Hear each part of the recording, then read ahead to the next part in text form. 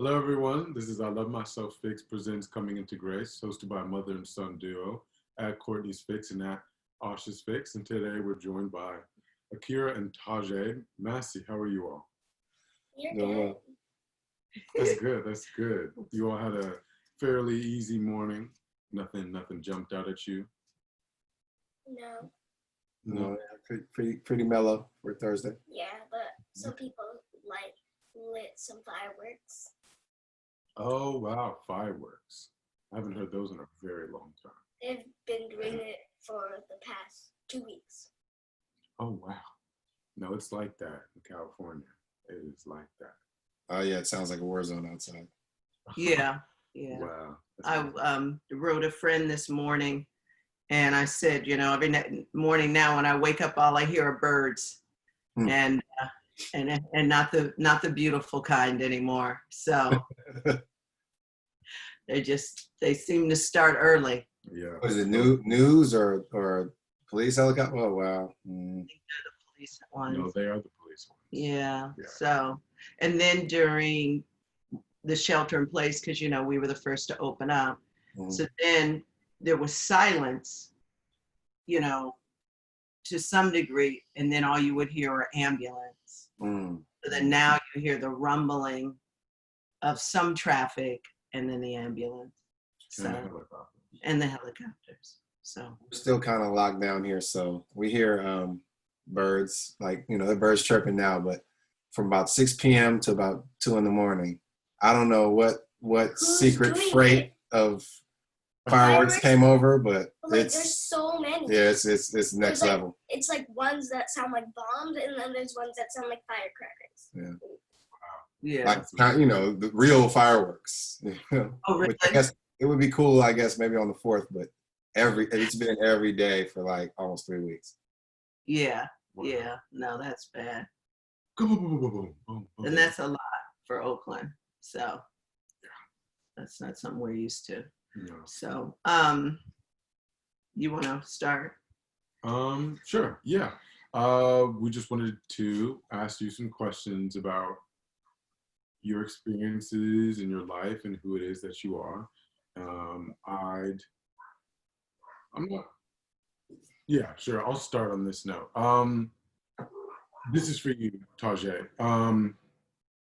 What things have you started to have to teach Akira about her culture and about the history of her culture in light of what's going on now? Some things that you may have prepared to tell her, but that you've maybe had to move up the date because of current events. I think, well, we've been fortunate. She goes to Ile Day in Oakland, and so it's an Afrocentric STEM-based school. So they teach a lot of history, the good history, and some negative stuff. So I think the main thing that I've had to deal with is just explaining police brutality and understanding that, that you need to respect the law. The law is supposedly here to protect us, but to a large extent is used as kind of a weapon against us, and kind of the police are the tip of the spear kind of used against us. But fortunately, we do live in a very small bubble as far as we're in the Bay Area. So there are a lot of people who at least act civil. We go to school, work, home. I run a Black-owned business. I work at a Black-owned business. My doctor, my lawyer, a real estate agent. It's all sort of within our community. So it's been fortunate that we have very limited interactions with the police. So it's kind of a virtual explanation of what's going on, and something that I hope that by the time she does get into the age where those sort of interactions are normal, well, maybe there won't be these types of interactions, but at least she understands that there is a certain level of danger in dealing with people who are supposed to protect us, and that she just needs to be vigilant. But we've been very fortunate. She went to one of the rallies in LA and was at a watering station and all that. But I think it's a very nuanced conversation to have with somebody her age, because at this age, you want her to just fall in line with all the rules and regulations that are sort of set out in society, and not even end up on the side of the law where she has to have a negative interaction. But we've been fortunate, and that's kind of it. Just trying to explain that perhaps these people who are placed in a position to protect us are not usually our protectors, and a lot of times are aggressors against us. But we don't not a lot of TV going on over here. You know, a lot of fantasy books and science experiments and things of that nature. So it's not, the full shebang has not been sort of laid down yet, fortunately. Yeah. And it should be that way. It should still be mystical and magical. No, yeah. You know, every day. It's for so long. Well, that's not, well, when that's you know, yeah. Akira, how are you feeling today? I'm still a little tired, but I'm excited because we're gonna make a hydroponic garden today, and Oh, that's super cool. Are you guys building it from scratch? You guys put in on all the pumps, and tell me about it. Yeah, we're gonna put on all the pumps, but we also need two 2-liter bottles. So my dad had to buy two 2-liter bottles of soda. Oh, okay. I saw you. Disgusting. I saw the side eye. See, but you got your bottles and you're ready to roll. How big are you gonna build it? You have an idea what size? No, I'm doing a science camp, and it's gonna be the 2-liter bottle cut in half, and then you're gonna put it inside the other half of the bottle. Got it. And then we have to do the rest. Got it. Okay, so it's more of a portable hydroponic. Mm-hmm. Okay. And do you already know what you're going to grow in it? No, we actually don't. No. He told us that we need 2 2-liter bottles, and tomorrow we're making a bottle rocket. Oh, okay. All right. That sounds fun. Are you doing all that online, or are you doing that in a camp? I'm doing it online. Oh, okay. Oh, so that means Dad's involved. It's called Fun Weird Science. I think the brother's in Florida. No, and he's in Alabama. He's in Alabama, and it's Fun Weird Science. I think that's their @ name on all the socials. And it's basically a week-long camp, and they do biological science, earth science, engineering, and all these things just to get kids involved in STEM. So through the Green Scholars Program, which is her school year sort of based science program, they funded this summer camp. So it's a week, and it's through Zoom. And I mean, she loves it. She's made you opened up owl pellets. She made slime, a bunch of stuff. Did some stuff with water and water pressure and pennies and things like that. So it's really good. I mean, I think people are adapting to this sort of post-COVID lifestyle. And I'm seeing a lot of innovation with regard to how we interact with each other. And I hope that we still maintain these sort of, because I mean, this guy's in Alabama, he's got students all over America all logging in, you know, and getting them excited about science. So hopefully we start linking more in this manner, because it's obvious we're all going through similar struggles, and we all have sort of faced similar trials. And I think that instead of having the technology be a barrier, it's being used to sort of build and grow. So, I mean, I'm excited. I wasn't excited to get the soda, but you know, it is what it is. I didn't realize. I was like, 2-liter bottles. Who has 2-liter bottles? And I was like, oh, you know. The gas station. Yeah. Like, that's it. Yeah, no, that has been amazing.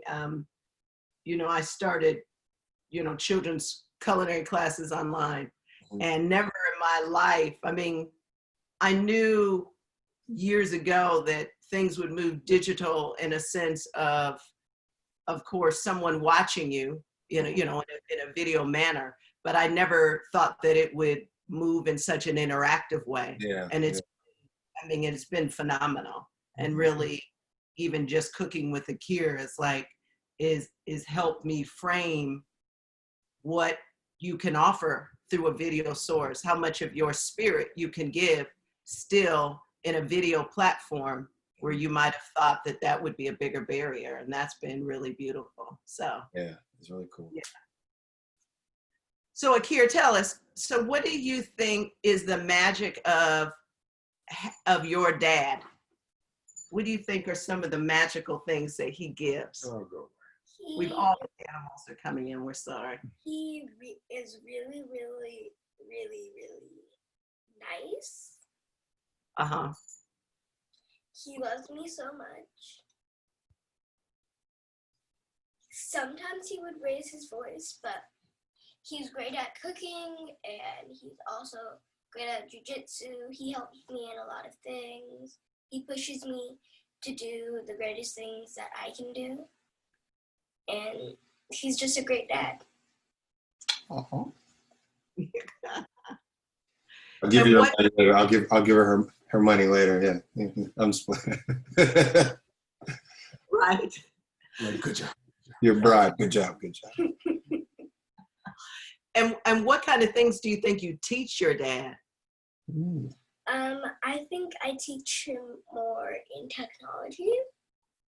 Okay. And maybe more just like how kids operate now. You give him perspective. Yeah, you give them the opportunity to know what other kids are thinking your age. Yeah. All right, I like that. Is there anything that you want to teach him that you haven't taught him yet?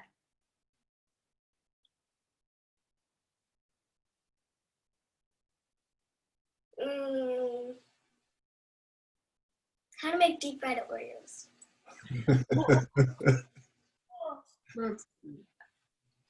That's really And how about you, Dad? What are some of the gifts that that Akira that are, she has many, but what are the ones that that light your heart the most? I just I say this to her all the time. It's like watching a superhero who doesn't know how to fly yet, but you know they know how to fly, and watching them, you know, it's like stumble and kind of fly and do these things. But I think that I didn't realize that, like, how brilliant these kids are and how much life they have inside of them. You know, I think with my eldest child, I was just younger, so I didn't take the time, you know, I was just in survival mode and sort of trying to make sure that I was a good provider and was there for her. And I didn't really have the opportunity because of things that I was doing, not because it wasn't there, to see just how much life and brilliance are in the young kids and what they can do. So like watching her is like capturing like the sun in a cup or something and knowing like, oh wow, this is the power of the sun right here. I got to be very careful with it. And then trying not to be impatient about watching that sun really turn into this huge star, you know, like, and I think that's been my lesson is like being patient with someone who I know has immense power and not being so overbearing that I'm trying to direct that power into what I think she should do and sort of allowing her to grow at her own pace. So I think the biggest gift is like just learning patience. And I mean, that comes with age, but also having someone so dynamic like her all the time to deal with. It's making me appreciate my childhood. Now I was brought up. It's making me appreciate my older daughters and all the light that they bring, and really just learn how to be gentle with this thing that it's so powerful. You know, it's like having a radioactive isotope or something. Like you don't want to drop it and it explode because you know that it can. And that's kind of been my real, it's been a challenge because I'm not normally a patient person, but it's been a very joyous thing to watch her grow. I mean, she's been like this, complete sentences at 2. Hey, how was your day? Oh, I like your outfit today. You know, where I've had to realize, oh, this is still a child though. You know what I mean? And even with the dialogue we were talking about earlier, just about the reality of things, you want to maintain some level of magic and innocence about the world while also equipping her with the necessary tools to navigate safely and learning the balance between dealing with this person as a fully formed being and dealing with this person as potential, and trying to skirt that it's been difficult, but it's been very rewarding. It's harder when your children are bright. Yeah. I mean, but it's also harder because I think I would be more gentle if she wasn't. You see what I mean? Like when she's not doing what I feel she should be doing, I'm like, what do you do? You can fly. You sitting here walk. Why are you walking? You can fly. Like it's hard to watch, you know. But that's also just children doing things at their own pace. You know, she's still a child. But I think that I probably would be a lot less forceful if she wasn't as gifted as she was, because I know, hey, this is gonna mess with her esteem, etc. Now I'm like, it's right there on the paper. What do you mean? You know, you just said it to me, you know, instead of being calm about it. We go through that. I mean, Ash is 20, and I mean, we get into these fights, and then he's like, you know, Mom, I'm just not quite there yet. And then I mean, but he's full of wisdom.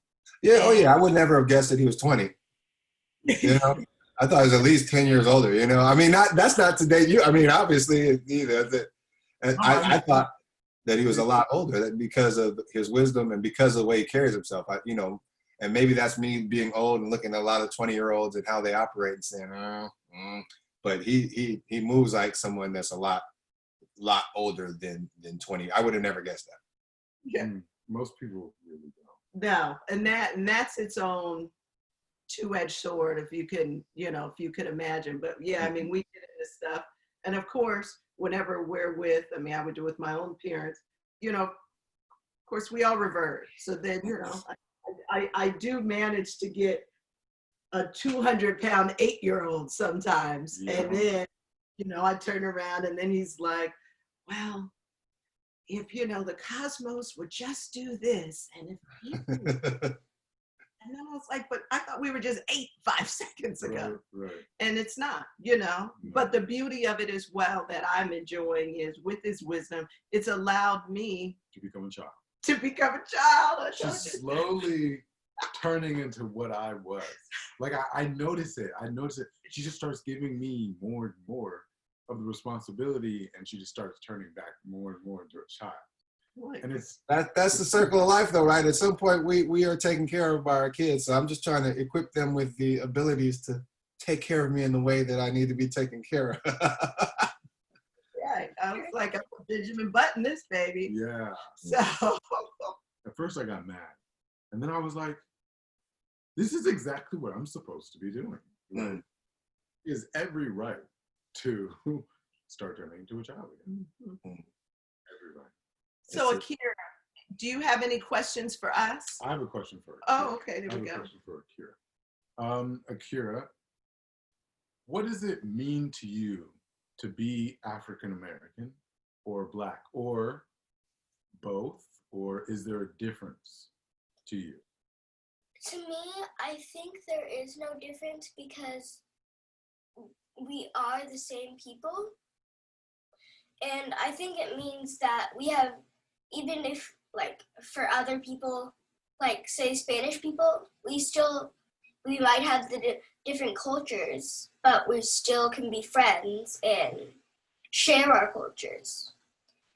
So being African American to me means that you have a culture where you maybe have, like, Louisianan food, and you make gumbo and things in that culture. No, I understand. I understand exactly what you're saying. That's a wonderful way to put it. That we have things to share. Yeah, that we all have different things to share, and that the overlying term is just that, just an overlying term. There's so many African Americans who are African and live in America, who have been generations of people of African descent who live in America, people who have met Africans, and there's just so much. No, you're absolutely correct. Absolutely correct. You have a question for Ash? I say you get them.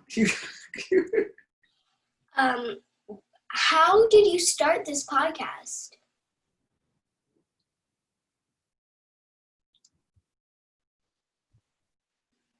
I started this podcast with my mother.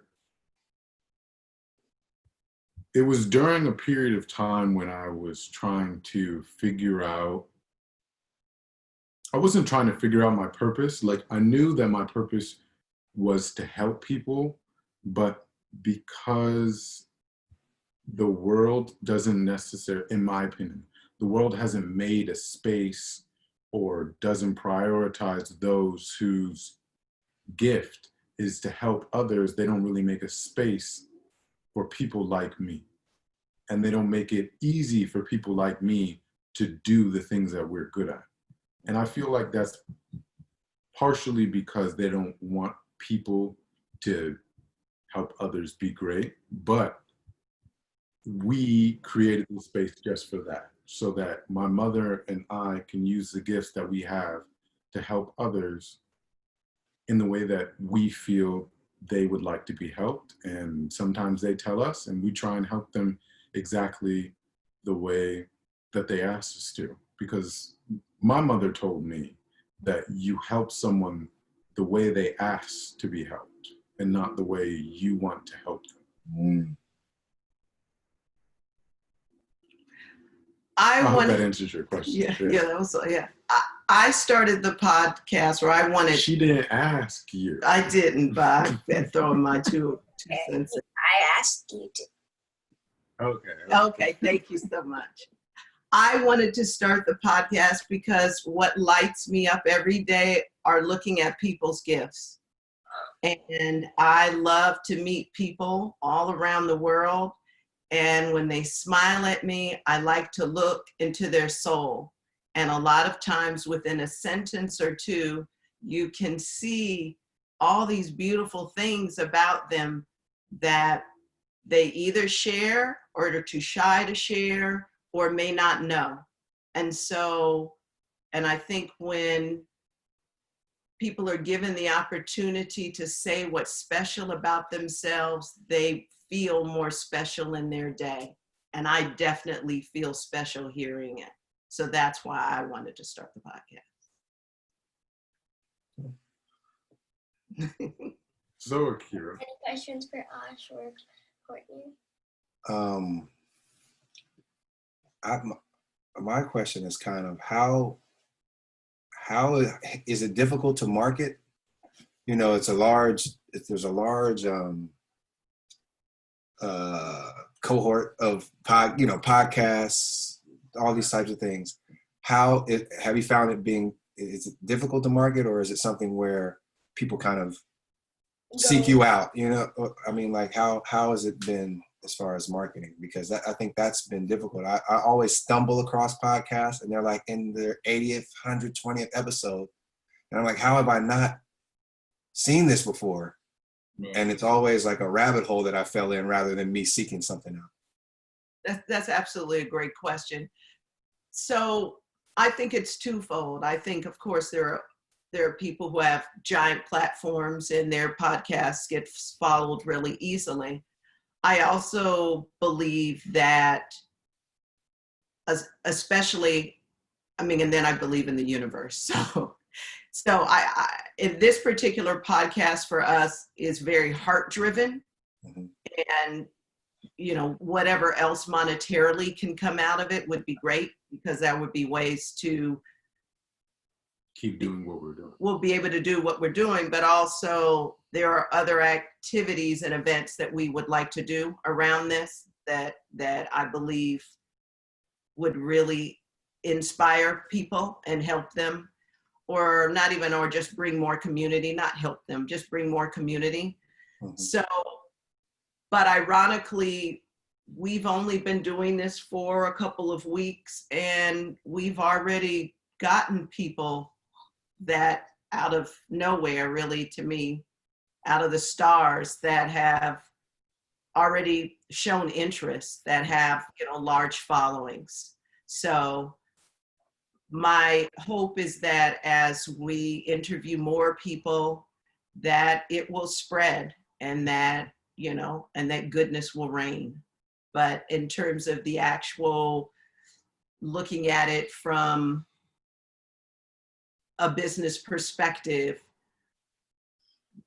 the only way that podcasts generally end up making money, of course, is that they align themselves with corporations that are in alignment with that mission, and then thus then finance it in that way. And if that happens, great, but we're just seriously appreciative of the people who've been willing to share their lives. And we believe that we've spoken into and interviewed people that I'm not sure would have normally shared what they've been sharing on video. And that to me makes me feel wealthy. Oh yeah. I mean, you're asking the right questions too. I mean, you know, this is different than other, you know, I get interviewed as a musician all the time, but as a father, very rarely, except by my kids every now and then. So you're asking different questions than I say a lot of the,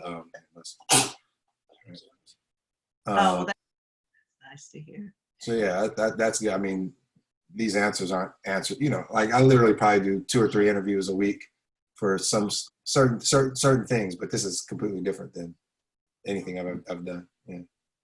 But wouldn't you say that probably out of whatever you've done, and I'm not sure what you've done, but